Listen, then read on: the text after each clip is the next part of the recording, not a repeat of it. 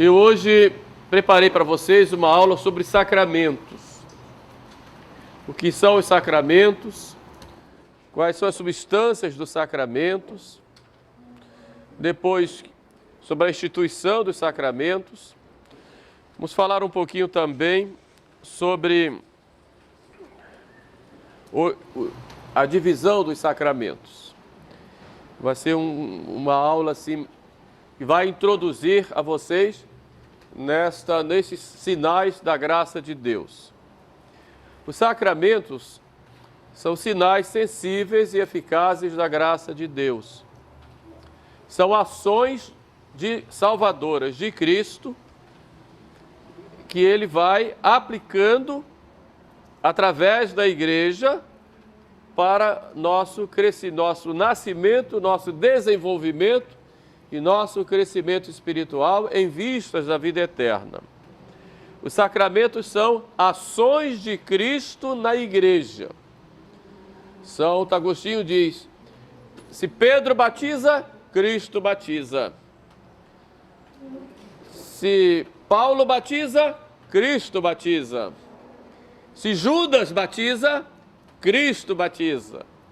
Portanto, assim como Cristo teve várias ações na sua vida pública aqui na terra, ações de salvação, de cura, por exemplo, essas ações salvadoras de Cristo continuam através da igreja, através dos sacramentos, por meio dos sacramentos.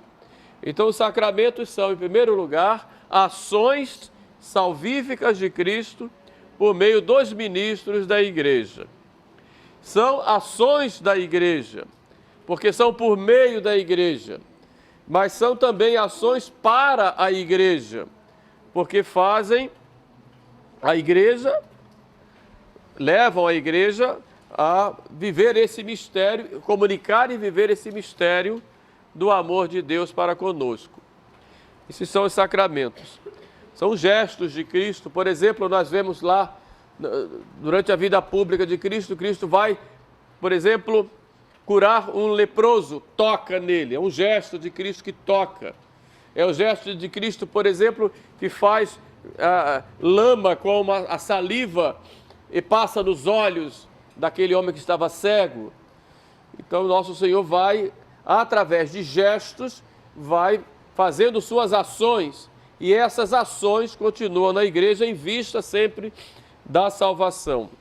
Esses sacramentos, eles santificam o homem, que nos santificam, eles edificam o corpo místico de Cristo e são também, fazem parte do culto que nós prestamos a Deus. Sacramentos fortalecem a nossa fé, eles nos alimentam, nos fazem crescer e eles exprimem essa fé para nós que somos fiéis e a fé da igreja. É importante nós olharmos o sacramento, aquilo que é um adágio muito antigo, né? Lex orandi, lex credendi. Então, a lei da oração é a lei da fé. Então, os sacramentos, eles, como ações de Cristo, não só nos fazem desenvolver no amor de Deus, como eles também alimentam a nossa fé no dia a dia.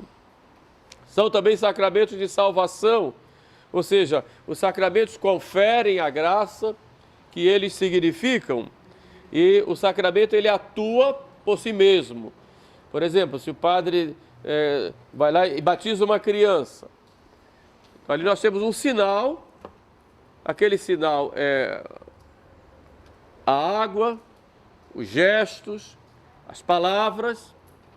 Tem o ministro que faz esses sinais aí, em nome de Cristo e da igreja.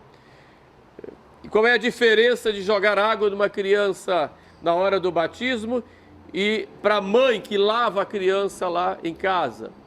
Qual é a diferença? Que ali no sacramento do batismo, nós temos, pela graça do Espírito Santo, aquele sacramento vai produzir e vai comunicar àquele que está sendo batizado uma graça específica. Vai comunicar a salvação exatamente ali, naquele momento. Então, esse é o sacramento. O sacramento, ele age aquilo que nós chamamos de ex opere, operato. ele tem a ação por ele mesmo. Pela própria ação dele mesmo, pela força dada por Cristo àquele gesto, naquele momento, nosso Senhor vai operar pelo próprio sacramento. É diferente o sacramental. O sacramental, ele tem sua ação de acordo com a disposição de quem recebe. Vou te dar uma medalhinha, aqui é o sacramental. Esse sacramental, ele vai ser um meio da graça para você? Vai. Só que vai depender da sua disposição naquele momento ali que você está usando. A água benta, o sacramental, uma imagem, são sacramentais. Eles dependem da disposição de quem recebe, depende da disposição de quem faz, depende da invocação que se faz naquele momento.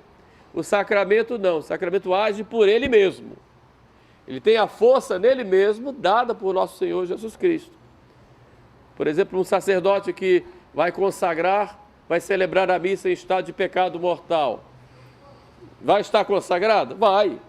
Porque o sacramento, ele vai agir por ele mesmo. É a ação de Cristo, independente ali da dignidade do ministro. Por quê? Porque o sacramento age por ele mesmo. A gente chama de ex opere operato. Ele tem a ação por ele mesmo. E essa força do sacramento, essa graça própria do sacramento, é dada pelo próprio Jesus Cristo. Porque quem realiza o sacramento ali é Jesus. Quem consagra é Jesus. Quem batiza é Jesus. Quem crisma é Jesus. Quem age ali na hora do matrimônio, quando os dois dizem o sim, é Jesus que age ali, nos dois que dizem o sim, porque os ministros do matrimônio são os noivos. Então a ação do sacramento é a ação do próprio Jesus Cristo.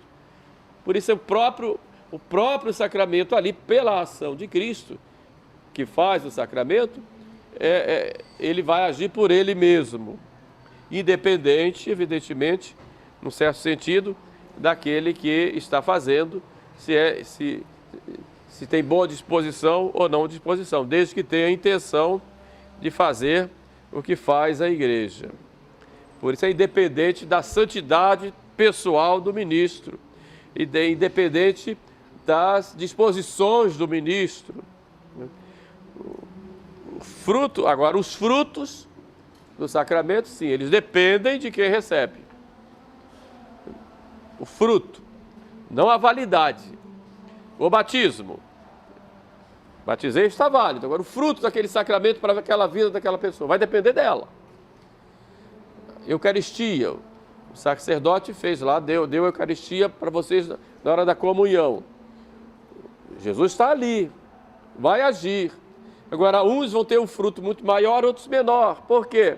Vai depender da disposição de vocês que recebem. Entenderam? Os frutos, não a validade. Então é preciso ter bem essa diferença. Depois tem uma outra coisa chamada graça sacramental. A graça sacramental é aquela graça própria do sacramento. E cada sacramento tem uma graça sacramental específica. Graça, por exemplo, do sacramento do matrimônio. O sacramento do matrimônio é coisa interessante. O sacramento do matrimônio ele é visto em dois aspectos, né? O ato do sacramento em si, quando o casal diz sim um para o outro, quer dizer, manifestam ali o consentimento. Se é um casal cristão, ali nós temos o sacramento como tal. Só que, no caso do matrimônio, tem o sacramento como ato e tem o sacramento que perdura. Então, essa graça sacramental, ou esse sacramento, ele perdura durante toda a vida do casal. Só acaba com a morte de um dos dois. Então, esse sacramento que perdura, ele vai ter seus frutos de acordo com a disposição de cada um. Por isso, se o casal se casou validamente, nós temos ali um sacramento. Esse sacramento, ele teve no momento da celebração e ele perdura. Quer dizer, como se fosse uma celebração que fosse repetida toda hora até o fim. Agora, vai depender muito do casal, a resposta, a disposição deles à recepção desse sacramento que perdura. Mas o sacramento vai dar graças para o casal enfrentar as dificuldades, vai dar graças para educar os filhos, graça para os sacrifícios do dia a dia, graças para se manterem, graças para a fidelidade, graças para a caridade, vai ter todas essas graças necessárias à vida matrimonial. Quem é casado, quem recebeu o sacramento vai ter. Vai ser um sacramento permanente. Agora, os frutos vão depender da disposição de cada um.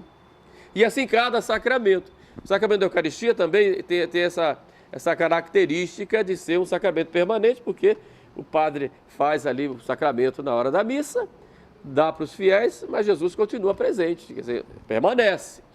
Agora o batismo não, ele vai dar vai dar a graça, a pessoa nasce e depois os frutos vão acontecendo de acordo com a disposição com que a pessoa recebeu ou que continua, evidentemente, recebendo. Só que o sacramento aconteceu ali e parou ali.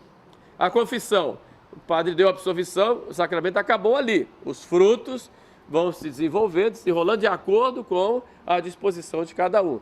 O sacramento foi ali, entenderam? Então a diferença do sacramento como tal e dos frutos dos sacramentos. É claro que quanto melhor disposição nós tivermos para receber o sacramento, mais frutos nós vamos ter. Por isso é importante, quando a gente fala do sacramento da crisma, né, a gente está aqui fazendo essa preparação para a crisma, é importante que haja essa disposição de vocês. Vai ter que fazer um curso, não é um curso, é uma catequese que vai nos preparando para nos dispor cada vez melhor para que os efeitos do sacramento em nós sejam cada vez maiores e mais profundos. Entenderam? Por isso tem essa preparação. E o sacramento da crisma, ele imprime caráter. Como o sacramento do batismo imprime caráter. Né? O sacramento da ordem imprime caráter. São os 3 sacramentos que imprimem caráter.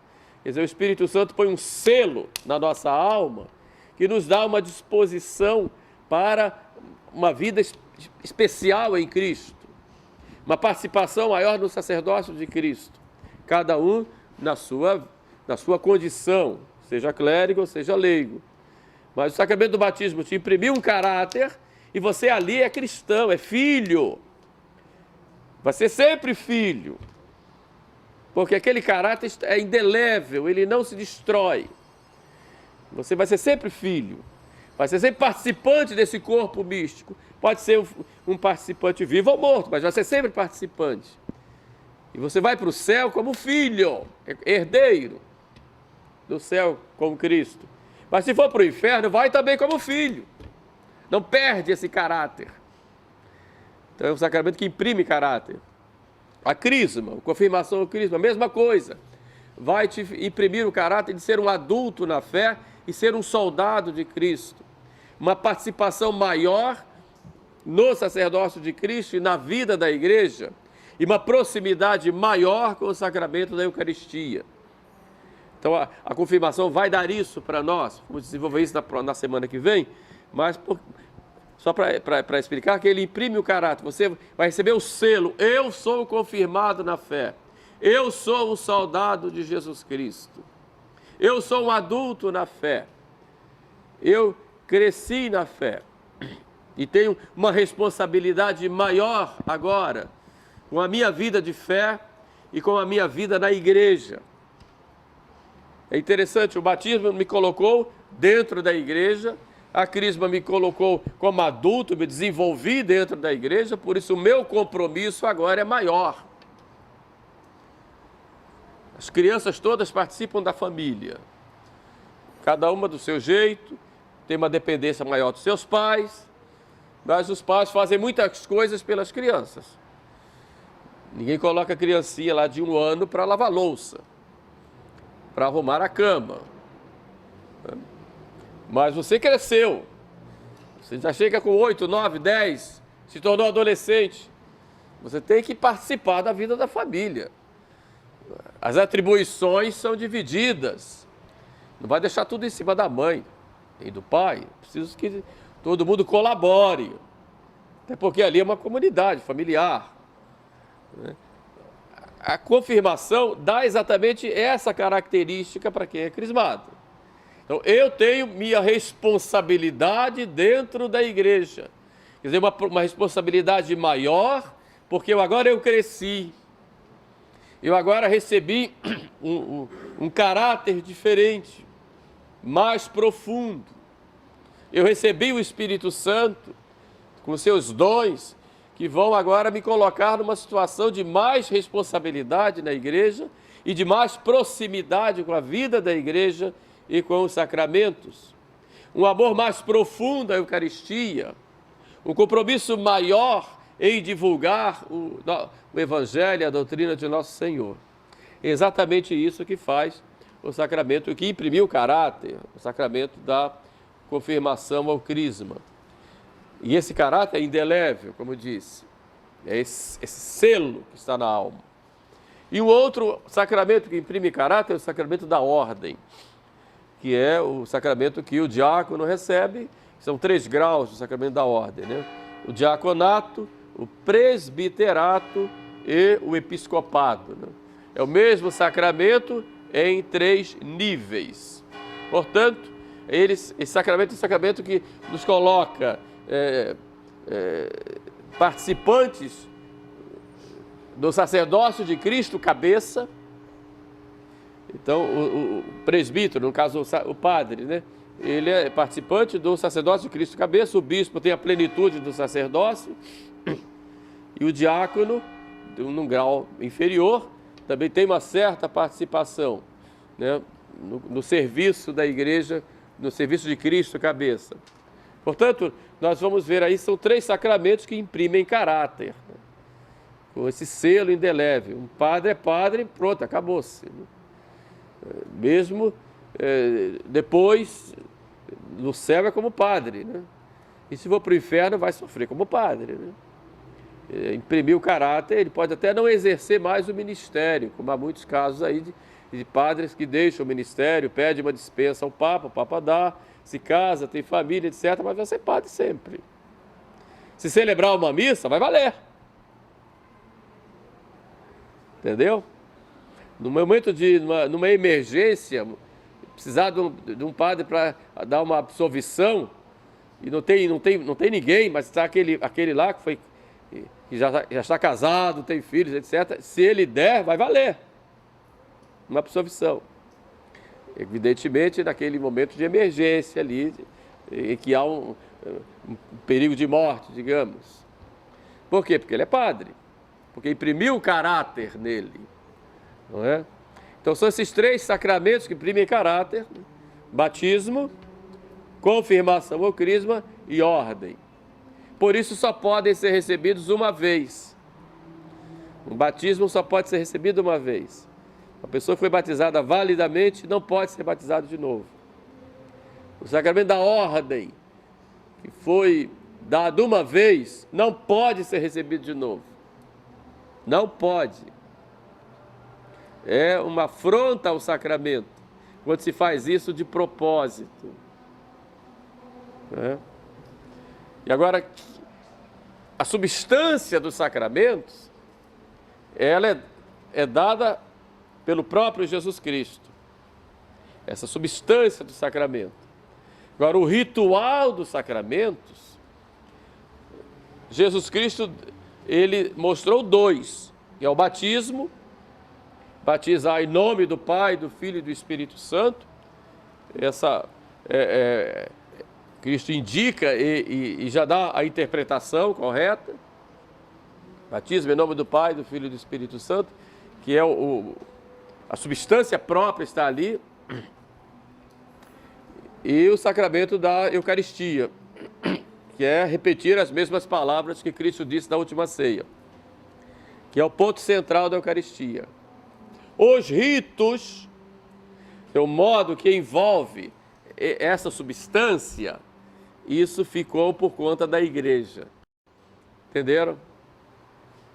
Por isso a igreja é quem cuida disso. E ela que determina. E como diz o Concílio de Trento, a respeito desse modo de administrar os sacramentos, a igreja ela pode até mudar de acordo com a necessidade dos lugares e dos tempos. Está lá no Concílio de Trento. quando estavam discutindo a questão da comunhão sobre duas espécies. Bem no finalzinho, o Concílio de Trento fala isso. Não pode mudar aquilo que é substancial no sacramento. A igreja não pode, por exemplo, dizer que batismo a partir de agora não tem água, porque isso faz parte da substância. Ela não pode dizer que a partir de agora não vai mais se batizar em nome do Pai, do Filho e do Espírito Santo, vai batizar em nome da Trindade. Não pode, porque isso faz parte da substância. Em nome do Pai, do Filho e do Espírito Santo. Não pode dizer que a partir de agora não vai ser mais pão de trigo, vai ser pão de milho. Isso faz parte da substância. Mas aí, na Eucaristia, no caso. Mas ela pode mudar o modo. Isso o Concílio de Trento diz.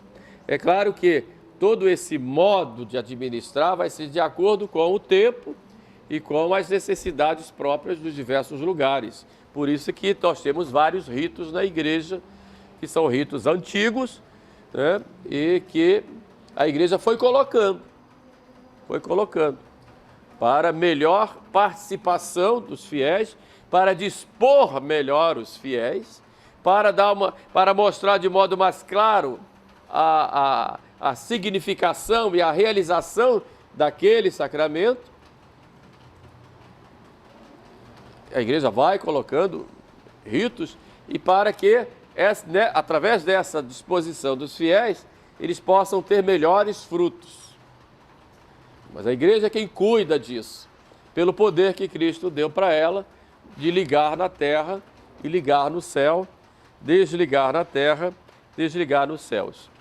Quando nós participamos dos sacramentos, nós já estamos, num certo sentido, participando da vida eterna. Há um autor chamado Scott Hahn, ele escreveu um livro chamado O Banquete do Cordeiro, né? Certamente alguns aqui devem conhecer, né? Então ele mostra, pega o Apocalipse e diz: quando eu entrei na missa católica, ele era um protestante, parecia que eu estava entrando no livro do Apocalipse, falando exatamente da preparação para o banquete celeste, o banquete do Cordeiro no céu. Então vai mostrando exatamente que a liturgia, e ele ficou admirado com isso, foi o que mais o atraiu, a liturgia que a Igreja Católica tem já é a liturgia celeste tornada aqui na terra presente. Por isso a participação na liturgia dos sacramentos é não só uma participação no sentido de eu vou entrar, saindo das coisas do mundo, vou entrar no campo do sagrado, mas entrando nesse campo do sagrado eu já estou trazendo o céu para cá. Então quando eu participo da Santa Missa, eu já estou no céu. Por isso a missa começa com uma preparação, depois eu vou entrando pedindo misericórdia, vou ouvindo Deus falando, né, através das leituras, através da voz da igreja, pela homilia, vou professar a minha fé, vou me oferecendo a Deus, até chegar ao ponto máximo em que eu vejo Cristo sendo oferecido ao Pai e se entregando para mim, quer dizer, o Pai entregando o seu Filho para mim. Esse banquete que ocorre na Santa Missa é prenúncio ou realização, podemos dizer, do banquete celeste já trazido para nós. De modo que os sacramentos, com a sua liturgia, já nos coloca no céu. Por isso a gente tem que ter muito cuidado com o zelo da liturgia e não profanar a liturgia. Por isso a igreja tem todo o cuidado de dizer que nós não podemos mexer na liturgia, só ela tem esse poder. Só ela, porque ela é a esposa do Cordeiro. E assim como a esposa é aquela responsável por cuidar da casa e colocar um enfeitezinho aqui, outro enfeitezinho ali e ajeitar, a igreja é quem pode fazer isso com a liturgia. Porque ela sabe o que agrada o esposo. E ela sabe o que agrada aos filhos. Só a igreja, não uma pessoa em particular, mas a igreja. Por quê? Porque na liturgia nós temos aí já o culto que se faz de Cristo com sua esposa ao Pai. E esse culto ele começa aqui na terra, mas ele tem essa dimensão de eternidade. Então o sacramento já é o céu na terra. Quando eu vou à missa, eu vou para onde? Eu vou para o céu. Céu na terra. Vou participar do céu na terra. Isso é que é, isso em cada sacramento, cada um de acordo com a sua característica. Imagine, por exemplo, o que é a entrada de uma noiva na igreja. Todo mundo se levanta quando a noiva entra, né? Todo mundo caladinho, conversando, cochichando. Quando a noiva entra, todo mundo cala, porque está entrando. E toda bonita, toda de branco, né? Aquele véu, aquela grinalda, né? Aquelas flores.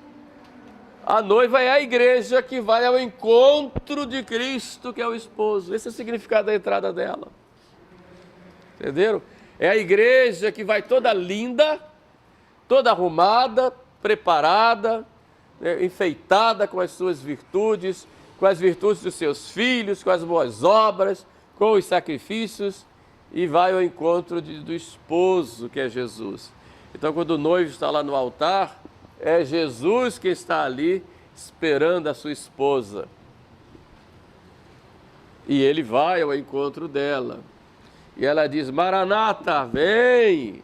E ele diz, vem! E os dois se encontram. Entenderam? Por isso, São Paulo diz que o matrimônio é um mistério, mas o mistério de Cristo e da igreja. Porque ele significa e realiza, em certo sentido, esta união de Cristo com a sua igreja. É o céu. É o céu. A gente, num casamento, isso fica bem claro nessa liturgia que nós temos na igreja, sobretudo que na igreja latina, que tem toda essa beleza, né? Tirando o atraso da noiva, então, tirando os atrasos, né? Então, nessa hora, a gente vê essa liturgia se realizando ali. Então, assim, todo sacramento, cada um no seu aspecto, entenderam? Falei essas diferenças para vocês verem. O próprio sacramento da extrema-unção, a unção dos enfermos, em que o sacerdote ali reza por aquele que está enfermo e unge, né? Ali já é o Cristo que vem com a sua graça para dizer, força, aquilo que te leva ao pecado eu tiro agora, fica aqui comigo. Não quer dizer que a pessoa vai morrer naquele momento, né? Muitas vezes quando chama o padre, o pessoal acha, isso aí já era, né? O padre chegou, eu de ministro de Cristo virei assassino, né? Cheguei lá para matar, né? Tá lá, o padre passou, o padre já deu extrema-unção, já matou, né? Não é assim. Muitas vezes o sacramento da unção dos enfermos, ele cura, quando é necessário para a salvação, ele cura, inclusive a doença do corpo. Pode curar, ele tem poder para isso. Eu já tenho experiência nesse sentido, né, de um médico dizer, padre, dá a unção, porque esse aí não tem mais jeito. E o padre dá a unção, e daqui a pouco tu vê a pessoa passeando na rua, falei, tá lá, feliz da vida, e vai agradecer ao padre lá, porque o padre foi lá e depois morre, não tem nem como, né? Vai morrer depois, mas não foi naquele momento. Quer dizer, isso é atestado por muitos médicos que têm experiência de UTI, sobretudo, né? E vê que muitas vezes a unção foi lá e a pessoa se levantou e foi embora, né? Recebeu alta.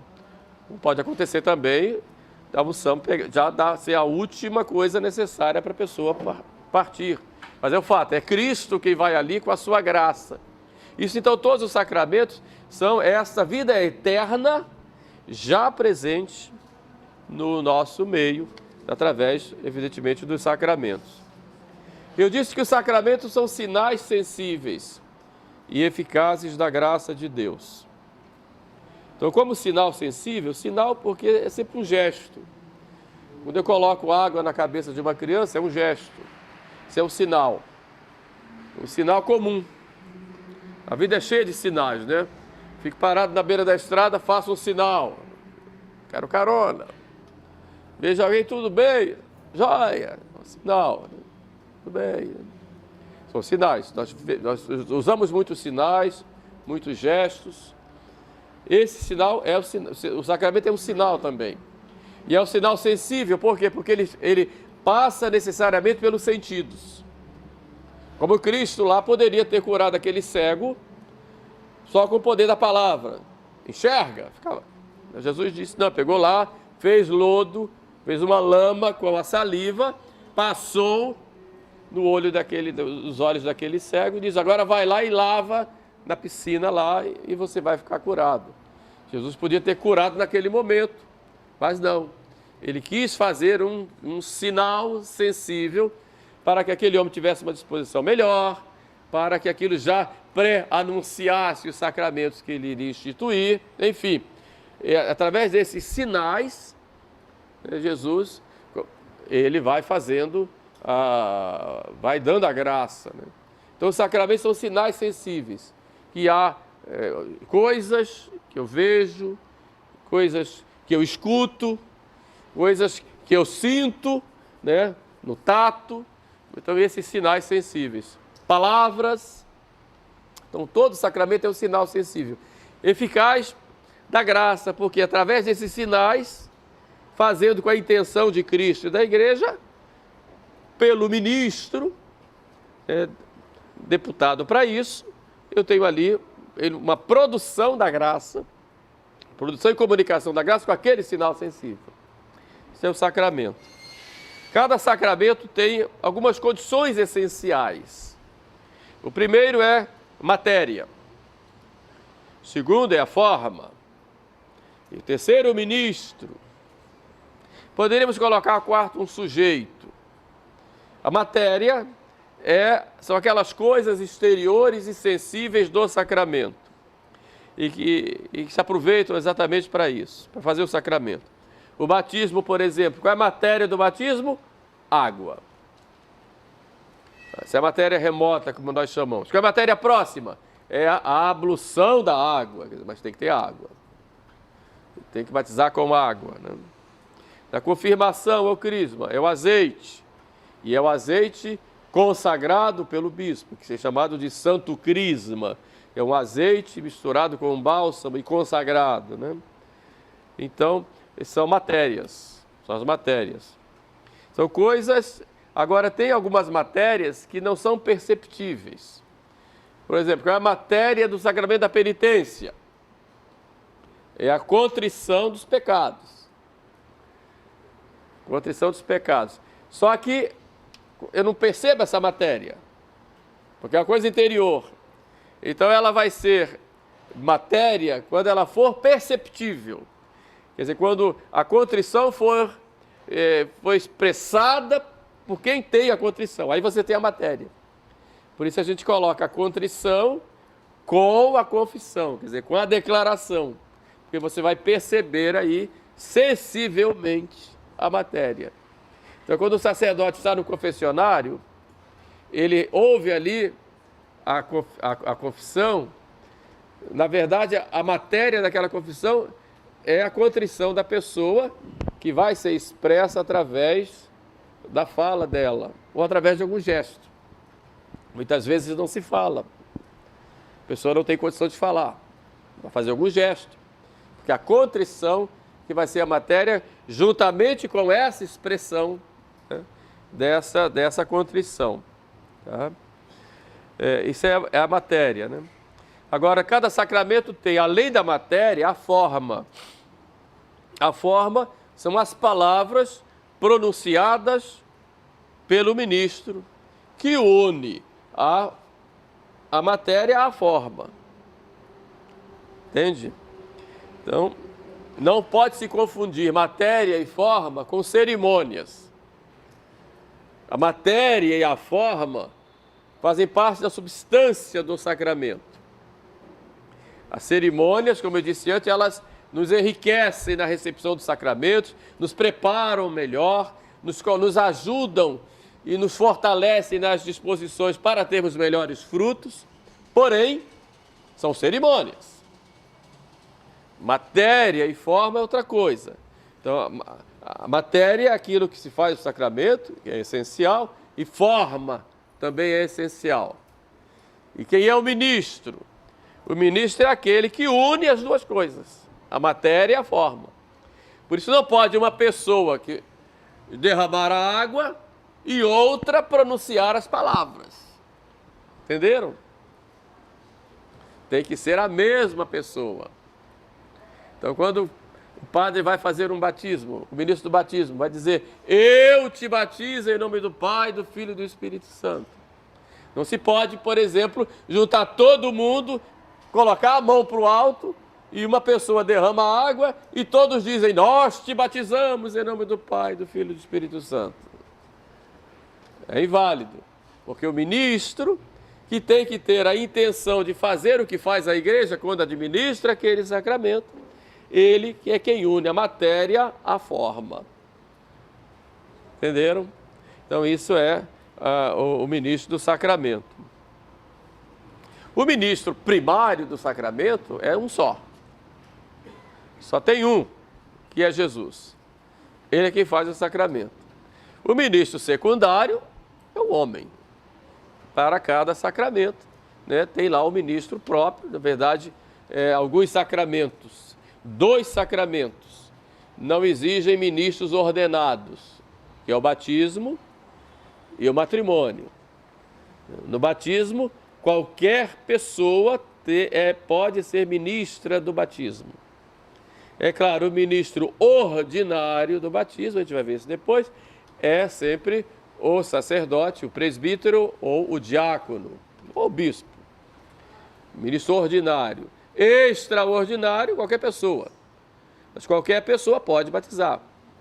Então não exige o sacramento da ordem para a validade do batismo. Estou dizendo aqui validade para distinguir de liceidade.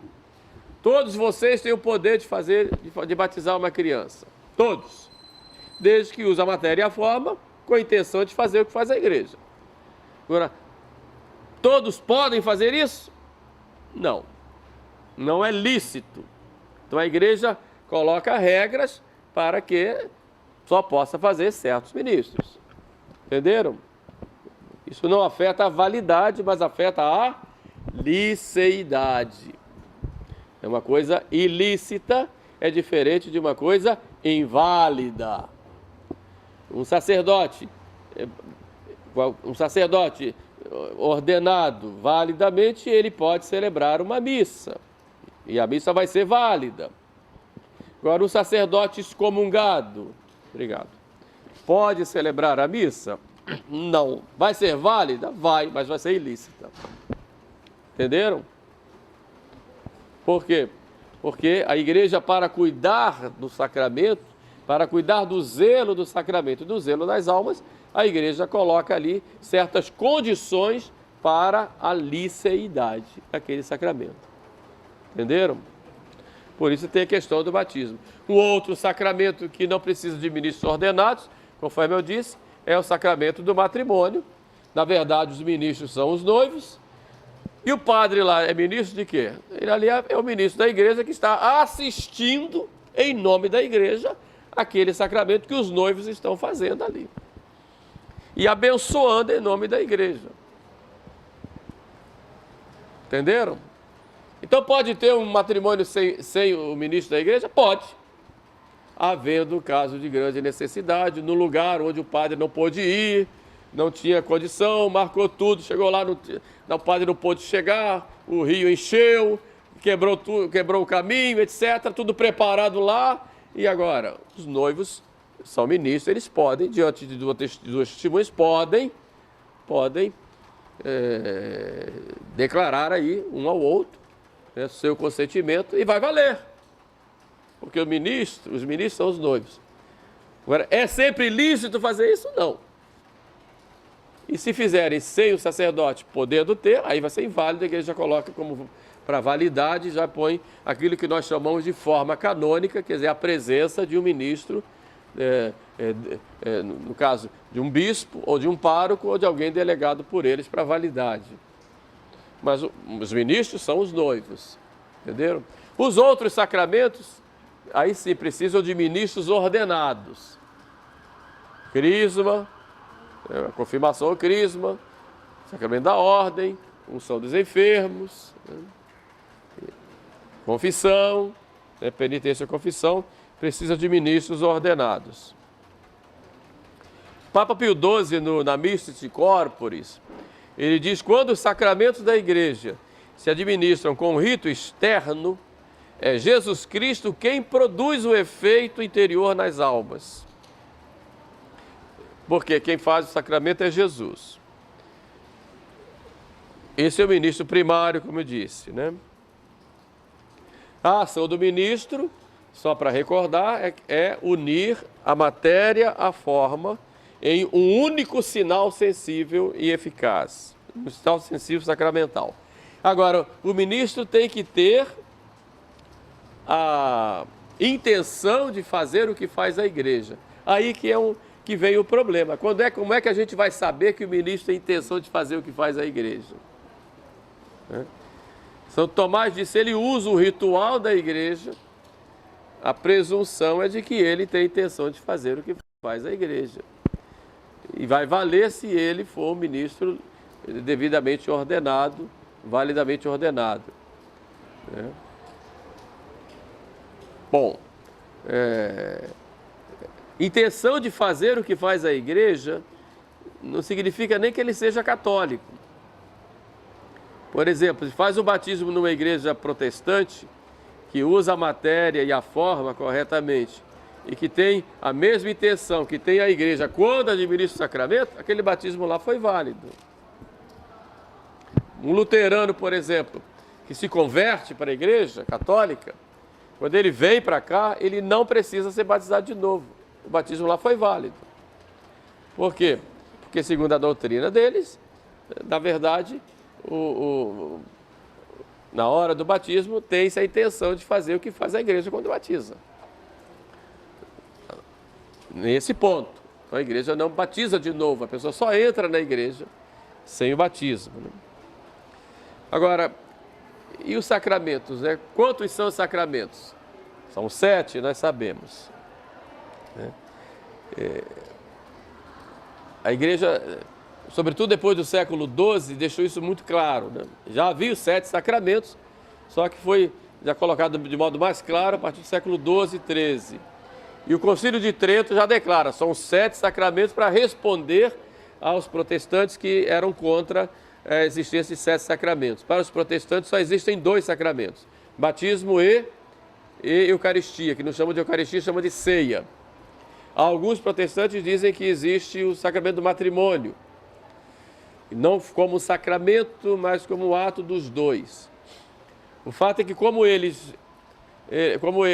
segundo a doutrina protestante, a graça de Cristo age, bastando você crer, então os sacramentos eles vão agir na medida que você crer e vão ser esses sinais dessa presença da sua fé ali, Deus te ajudando nesse sentido. Para os modernistas, o sacramento do matrimônio só existem, os sacramentos são apenas símbolos que te fortalecem na fé, mas não realizam nada em você. Para o modernista, para os modernistas, segundo São Pio X, a fé é um sentimento que você tem, um sentimento religioso. Então, por isso, para eles, sacramento não muda em nada a você. Simplesmente eles te fortalecem, te estimulam a vivência desse sentimento religioso. Mas não, o modernista não crê que o sacramento muda a pessoa ali. Ele simplesmente te estimula. Porque, na verdade, todo mundo tem esse sentimento religioso, vai expressar cada um de acordo com a sua crença, e os sacramentos, e para o modernista, os sacramentos não foram instituídos por Cristo, foram instituídos depois de Cristo. Eles fazem uma distinção do Cristo histórico do Cristo da fé. Então, para eles, o Cristo histórico é o Jesus histórico, o Jesus que viveu lá na Palestina e que morreu, e o Jesus da fé é esse Jesus que a gente vê na Escritura, que foi formado por um conjunto de histórias a respeito dele, conjunto de lendas, e alguns até dizem isso, foi colocada a respeito de Jesus. Então, muitas coisas que nós temos hoje na Bíblia foi fruto da cabeça daquele povo que, com o passar do tempo, foi criando e lembrando dessa imagem histórica de Jesus. Isso é herético, né? Isso é contra a doutrina da igreja, né? E o modernista tem essa concepção. Por isso diz que os sacramentos não foram instituídos por Cristo, e sim, poderia até pelos apóstolos, mas nem isso chegou a dizer. Foi construído para esse Cristo da fé, e não pelo Cristo histórico. Entenderam? Por isso eles não admitem o sacramento como sinal sensível e eficaz da graça, que realiza a graça. E simplesmente que estimulam nosso sentimento religioso. Nós podemos dividir os sacramentos no estudo em três grupos, né? Primeiro, os sacramentos de iniciação cristã. São os sacramentos que são fundamentos de toda a vida cristã. Nos levam a participação maior na vida divina. O nascimento pelo batismo, o desenvolvimento e fortalecimento pela confirmação ao crisma e a sustentação dessa vida cristã pela Eucaristia, como alimento que nos nutre nos nutre na vida cristã, na vida em Cristo, que nos leva a progredir cada vez mais na perfeição da caridade. Depois os outros sacramentos, o sacramento da cura, que são dois: o sacramento da penitência, a confissão, e o sacramento da extrema unção ou unção dos enfermos. É a expressão de Cristo médico, médico da alma, que veio remir os pecados nossos, então ele restitui a saúde do corpo e da alma. Então são dois: confissão e unção dos enfermos, ou extrema unção. E o terceiro grupo de sacramentos são os sacramentos de serviço da comunhão, que é o sacramento da consagração da pessoa para a salvação dos outros,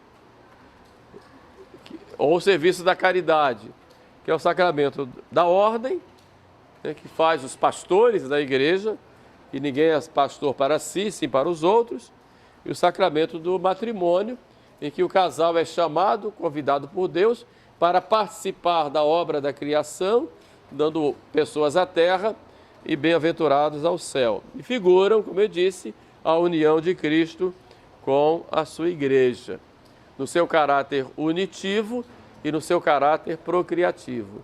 Então o matrimônio é para o serviço também, o serviço do outro, para a caridade, para o amor, né? O matrimônio tem este objetivo, tem esse sentido. Então nós temos aí os sacramentos de iniciação cristã, batismo, confirmação e Eucaristia, os sacramentos de cura, confissão e unção dos enfermos, e sacramentos de serviço de comunhão, ou sacramento para o outro, que é o sacramento da ordem e sacramento do matrimônio. Repetindo, os que imprimem caráter são três: batismo, confirmação e ordem, que só podem ser recebidos uma vez. Os outros podem ser recebidos mais de uma vez. A unção dos enfermos pode receber mais de uma vez, né? Depois, penitência também, né? E matrimônio também pode ser recebido mais de uma vez, desde que morra um dos dois. Tá certo? Muito bem. Então, esses são esses meios que Cristo nos dá e nos coloca à disposição na igreja para ser sua presença, nos fazendo nascer, nos fortalecendo, nos santificando, nos nutrindo em rumo à vida eterna. São os 7 sacramentos.